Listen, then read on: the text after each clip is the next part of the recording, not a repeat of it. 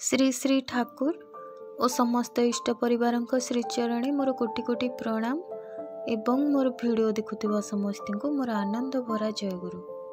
आज आलोचनार विषय वस्तु हेउची विश्वास। शेष पर्यंत वीडियोटी को देखिए।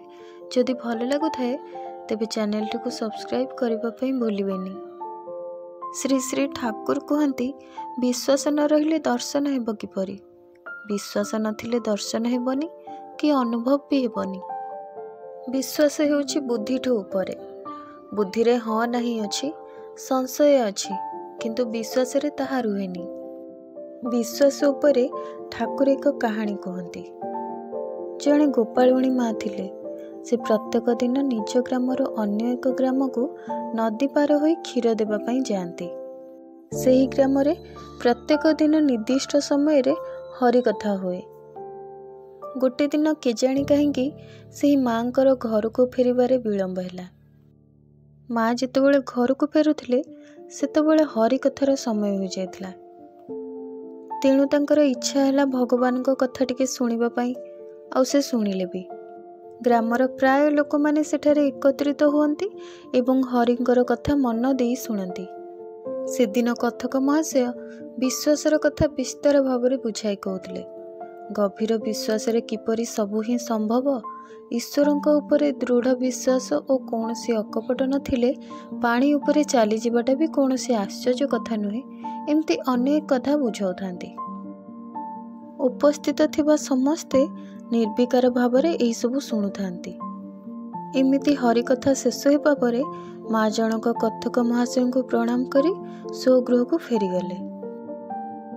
एही कथक महाशय घरे भी गोपालुणी माँ जनक प्रत्येक दिन क्षीर दे जाती।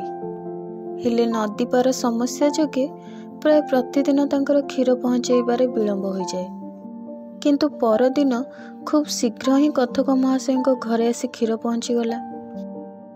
तेणु से गोपालुणी माँ को जिज्ञासा कले आज एते शीघ्र किपरि।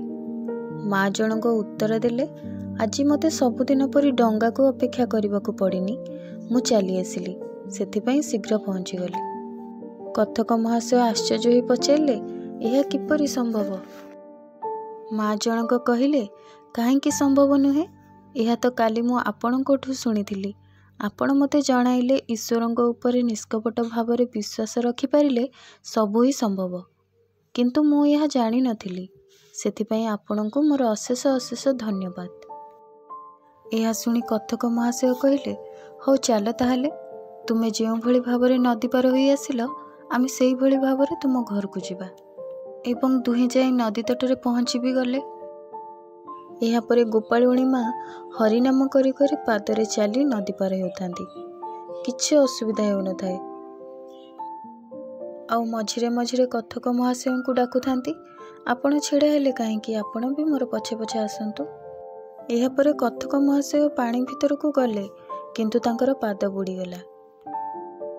यही कहानीर तात्पर्य हेउची जो व्यक्ति प्रत्येक दिन हरिनामर महिमा लोक माननकु बुझांती, हरि को अतुट विश्वास करिवार फलाफल विषय शुणाती, तांको हरिंक कृपा प्रत्येक मिल पारिलानी।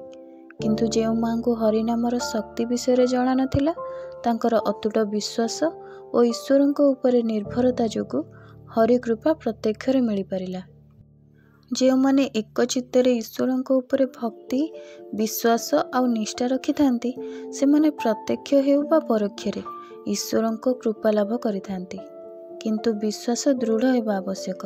सेथिरे जेपरि अधैर्य बा विरक्ति भाव न आसे।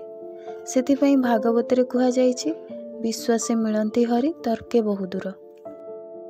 एही आलोचनाटी आपण मानकु किपरि लागिला निश्चय जणाइबे। रहुछि देखा हेबो पुणी एक नूतन वीडियो सहित। से पर्यंत समस्त को जय गुरु।